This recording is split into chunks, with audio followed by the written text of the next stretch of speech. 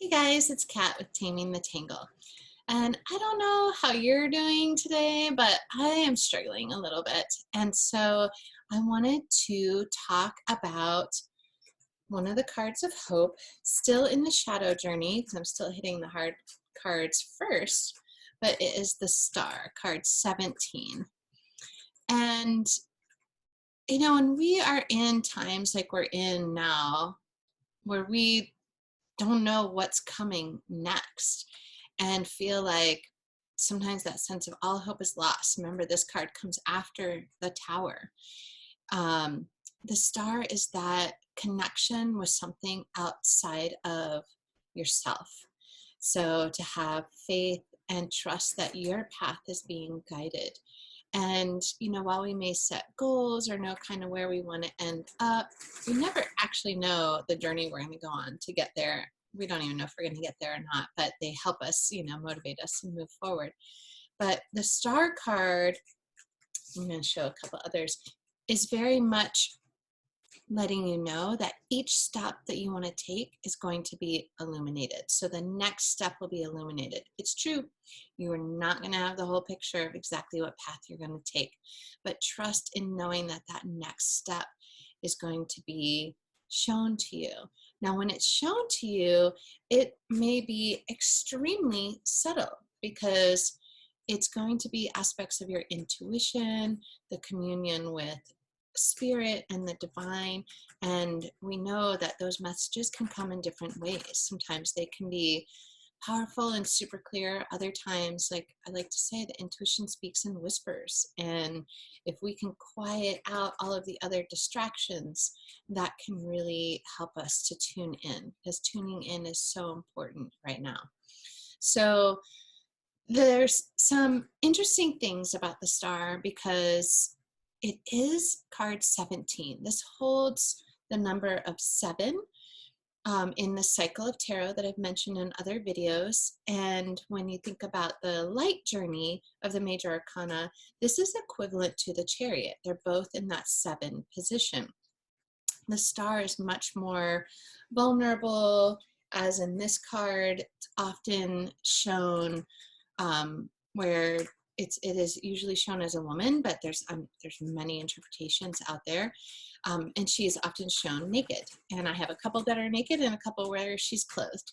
But that idea of vulnerability, of just being like everything has been stripped away. What do I have left? You're sort of in that like broken stumbling place of going, I am still alive. Why? This is almost that like grasping with why.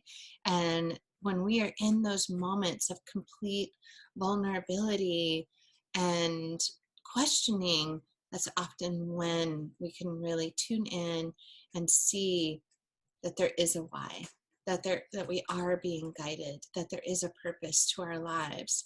And so the Star is much more tender than a card like the Chariot, but they are both about forward movement, just in different kinds of way of navigating, trusting, having spiritual guidance. We'll talk about the Chariot in another video, but that one is sort of under the illusion that you're in control, but you really aren't. It's moving so quickly that you can't necessarily steer it. Whereas this one is taking the next tender steps and trusting in the purpose and the dharma that comes with it. But the other thing is, this isn't all like peace and smoothness. Like 7s can be extremely challenging numbers.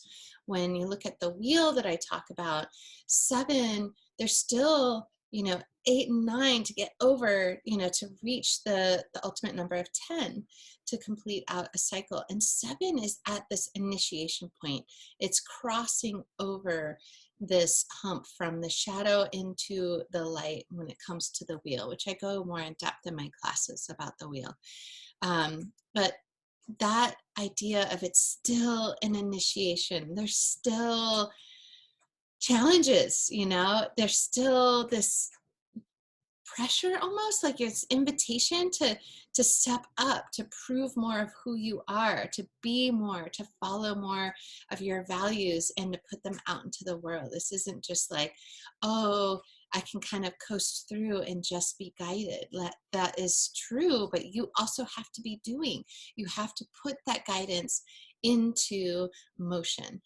And that is such a tough thing, especially in these tender times that we're kind of, we are a little bit more maybe tower energy right now with the pandemic, and feeling like our world is topsy-turvy. But after something like that happens, depending on the type of person you are, sometimes you just want to like lay down and rest. Like, can I rest? And I'm not saying don't do that. We don't take these cards literally of like, I have to constantly be in motion, but that sense of course, you do the things that you need to be nurtured and nourished, but there's also like after a tower moment, you need to rebuild. And we know there are people who are activated by those moments, that they're on the front lines even while it's happening. And the star is like that guidance system. And I always trust that we don't all have to be doing the same things, because we might be holding back in a tower type moment because there are those frontline workers, and when they are depleted, who is going to step up and either support them or move in place or feel a different calling of dharma to be contributing and helping the world? So that's why with the star, it's like you kind of wait to see what rises up. It's not an active waiting. It's not going, no, no, no, I'll hold back, but just going like, I'm going to tune in and listen and see where I can best serve, see what serves my path. Where am I being called? Where am I being led? And to trust that rather than trying to logically override, but this step is the one that makes the most sense. This is a bit of trusting that intuition.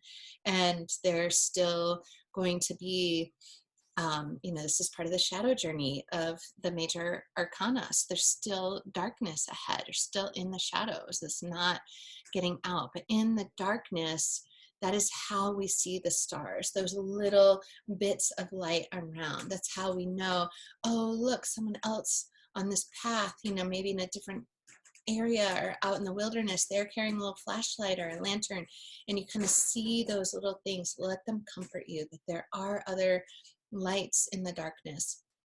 That is the challenge, though, is to understand, this aspect of the initiation of this card is that you are still in the darkness. You are still traveling through. There's still some cleansing that needs to happen. There's, once you've gone through an initiation, there's still transformation that's happening. There's integration that needs to happen. There's closure. There's all these other many steps. And that happens in several of the cards after the star.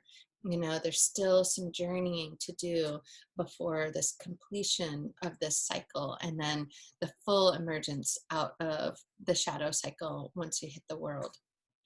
So there's some other visuals that come with the star. Like, this is a pretty common one that I've seen a lot of traditional interpretations, or interpretations of traditional decks, I should say, where there is an aspect of water and different jugs being poured, water versus land, a mixing of things, and then stars in the background. And, as I've mentioned in other videos, when you're interpreting these cards, it's important to look at the images on your card and see what comes up. So there is an aspect of, sure, you want to educate yourself and try to understand some concepts that are behind the cards. But when they come up in a reading, you've got to rely on your intuition based on the question or the other cards around.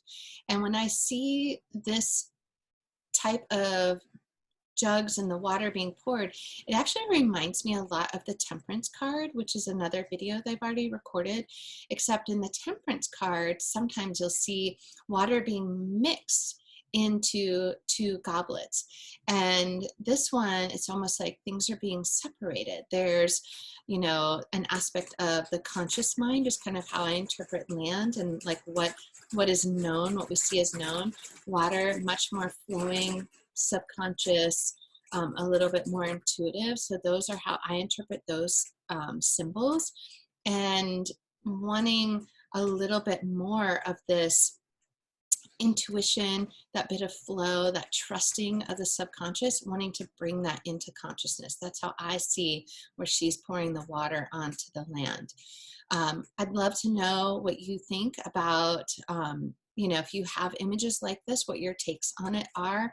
I've seen different versions of it where it's not always the pouring back, sometimes it's pouring in different ways, and it always intrigues me. But that's the way that I've worked with it a lot, is that trusting more in the flow and that mystery of seeing what's there. And, water has such strong cleansing properties and powers. It's just really magic. And so sometimes I'll get this card and just kind of trust that, maybe even be literal of going, either take a bath or go to the river, visit a body of water like a lake or the ocean or something like that, of like what will be the nourishing aspects that will come. I've also gotten this card and, you know, realize not only do I need to drink more water, but go get natural spring water. We have a natural spring in our community. And so I will go and fill up there also, just going, what are those types of gifts that can guide us and help us on our path of